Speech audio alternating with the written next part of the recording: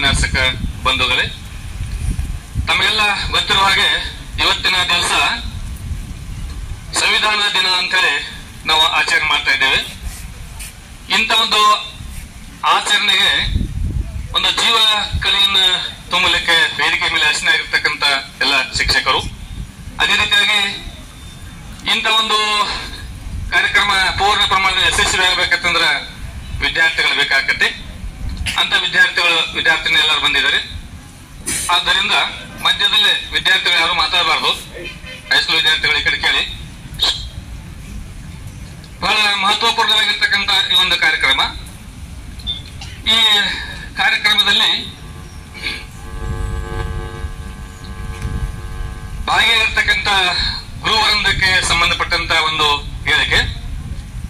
ಪುಸ್ತಕದ ಪುಟದೊಳಗೆ ಸ್ಫುಟವಾಗಿ ಬರೆಸಿದ ಮನುಷ್ಯನೊಳಗೆ ಜ್ಞಾನದ ದೀವಿಯ ಬೆಳಗಿಸಿ ಬದುಕಲ್ಲೇ ದಿಟ್ಟವಾಗಿ ನಡೆಯುವಂತೆ ಹರಸಿದ ನುಡಿಯದೊಂದಿಗೆ ಉತ್ತಮ ನಡೆಯನ್ನು ಕಲಿಸಿದ ಬೋಧನೆ ಮೂಲಕ ಸಾಧನೆಯ ದಾರಿಗೆ ನಡೆಸಿದ ಗುರುವರೆಲ್ಲರಿಗೂ ನನ್ನ ಹೃದಯಪೂರ್ವಕವಾಗಿರ್ತಕ್ಕಂಥ ಒಂದು ಸ್ವಾಗತ ಮತ್ತು ಧನ್ಯವಾದಗಳು ಹೇಳುತ್ತಾ,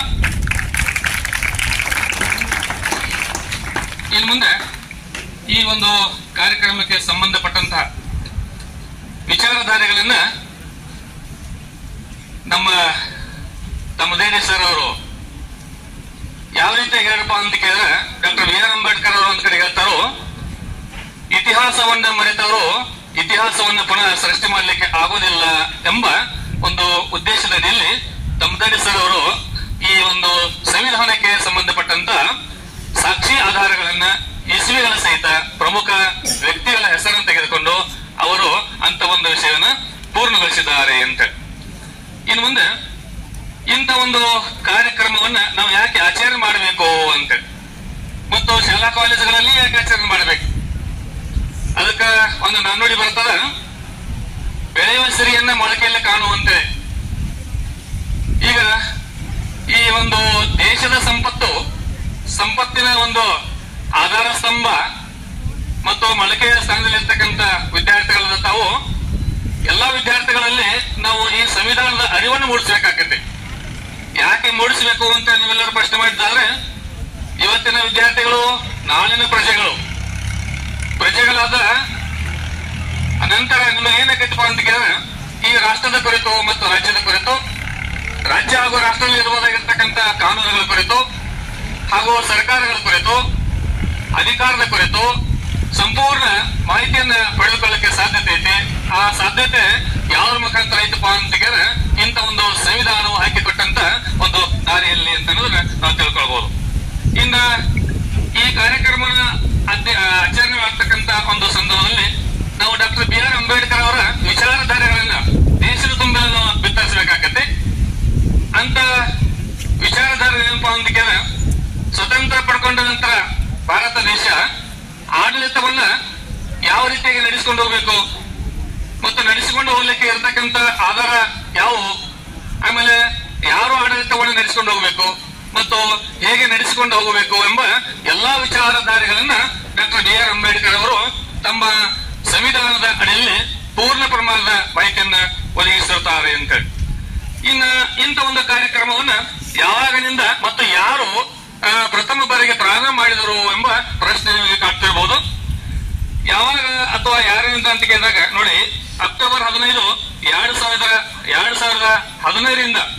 2015 ಮುಂಬೈಯಲ್ಲಿ ನಡೆದಿರ್ತಕ್ಕಂಥ ಒಂದು ಸಮಾನತೆಯ ಪ್ರತೀಕವಾಗಿರ್ತಕ್ಕಂಥ ಡಾಕ್ಟರ್ ಬಿ ಆರ್ ಅಂಬೇಡ್ಕರ್ ಅವರ ಪುತ್ಳಿಯ ಶಂಕುಸ್ಥಾಪನೆಯ ಸಂದರ್ಭದಲ್ಲಿ 2015 ಅಕ್ಟೋಬರ್ 15 ಮುಂಬೈಯಲ್ಲಿ ನಡೆದಿರ್ತಕ್ಕಂಥ ಒಂದು ಡಾಕ್ಟರ್ ಬಿ ಆರ್ ಅಂಬೇಡ್ಕರ್ ಅವರ ಸಮಾನತೆಯ ಪ್ರತೀಕವಾಗಿರ್ತಕ್ಕಂಥ ಒಂದು ಪುತ್ಳಿಗೆ ಸಂಬಂಧಪಟ್ಟ ಹಾಗೆ ಅನುಷ್ಠಾನಗೊಳಿಸಲಿಕ್ಕೆ ಯಾರು ನರೇಂದ್ರ ಮೋದಿ ಅವರು ಅಲ್ಲಿ ಭಾಗ ತೆಗೆದುಕೊಂಡಿದ್ರು. ಅಂತ ಸಂದರ್ಭವನ್ನು ನೋಡಿಕೊಂಡು ಅವ್ರು ಏನಂತ ಹೇಳಿದ್ರಪ್ಪ ಅಂತ ಕೇಳಿದ್ರೆ, ಇಂಥ ಒಂದು ಸಂದರ್ಭದಲ್ಲಿ ಈ ಒಂದು ನವೆಂಬರ್ 26 ನಾವು ಸಂವಿಧಾನದ ದಿನವನ್ನಾಗಿ ಯಾಕೆ ಆಚರಣೆ ಮಾಡಬಾರದು ಎಂಬ ಪೂರ್ಣ ಪ್ರಮಾಣದ ಒಂದು ನಿರ್ಧಾರವನ್ನು ತೆಗೆದುಕೊಂಡು ಅವತ್ತೇ ಅವ್ರು ಏನ್ ಮಾಡಿರಪ್ಪ ಅಂತ ಕೇಳಿದ್ರೆ ಅಲ್ಲೇ ಘೋಷಣೆ ಮಾಡಿದ್ದು ನಮಗೆ ತಿಳಿದು ಬಂದಿದೆ. ಇನ್ನ ನಮಗೆಲ್ಲ ಗೊತ್ತಿದ್ದ ಹಾಗೆ ಒಂದು ಗಾದೆ ಮಾತು ಬರ್ತದೆ, ಕೋಶ ಓದಿಲ್ಲವೇ ದೇಶ ಸುತ್ತು ಅಂತೇಳಿ ಬರ್ತದೆ. ಕೋಶ ಓದು ಇಲ್ಲವೇ ದೇಶ ಸುತ್ತು. ಶಬ್ದಕೋಶವನ್ನು ನೀವು ಕೈಗೆ ತೆಗೆದುಕೊಂಡಾಗ ಆಲ್ಫಾಬೆಟಿಕಲ್ ನಿಮಗೆ ಕೆಲವೊಂದು ಶಬ್ದಗಳನ್ನ ನೋಡ್ಲಿಕ್ಕೆ, ಅರ್ಥವನ್ನು ತಿಳಿದುಕೊಳ್ಳಲಿಕ್ಕೆ ನಿಮಗೆ ಆ ಕೋಶ ನಿಮಗೆ ಏನ್ ಮಾಡ್ತೈತಿ, ಸಹಾಯವನ್ನ ಕೊಡ್ತದೆ. ಇನ್ನು ನಿಮಗೆ ಕೋಶ ಓದಕ್ ಆಗ್ಲಿಲ್ಲ, ಕೋಶ ಓದ್ಲಿಕ್ಕೆ ಆಗದಿದ್ದ ಸಂದರ್ಭದಲ್ಲಿ ನೀವು ಏನ್ ಮಾಡ್ಬೋದು ಅಂತ ಕೇಳಿದ್ರೆ ದೇಶವನ್ನ ಸುತ್ತಲಿಕ್ಕೆ ಸಾಧ್ಯತೆ ಐತಿ. ಆ ದೇಶವನ್ನ ಸುತ್ತೋದು ಬೇಡ ಇವತ್ತ. ಅದ್ರ ಬದಲಾಗಿ ನಾವು ಏನ್ ಮಾಡೋಣ, ಭಾರತ ದೇಶದ ಸಂವಿಧಾನವನ್ನು ಅಧ್ಯಯನ ಮಾಡೋಣ.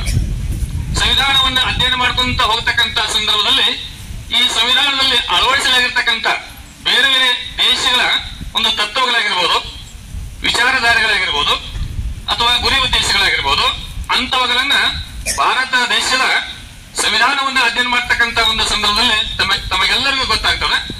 ಅಂತ ಗೊತ್ತಾಗಲೇಬೇಕಾಗಿರ್ತಕ್ಕಂಥ ಒಂದು ವಿಚಾರಗಳನ್ನ ನಾನು ತಮ್ಮ ಮುಂದೆ ಹೇಳಲಿಕ್ಕೆ ಇಷ್ಟಪಡ್ತೀನಿ. ಏನಪ್ಪಾ ಅಂತ ಕೇಳ 1935 ಭಾರತ ಸರ್ಕಾರದ ಕಾಯ್ದೆ ತಮಗೆಲ್ಲ ಗೊತ್ತೈತಿ.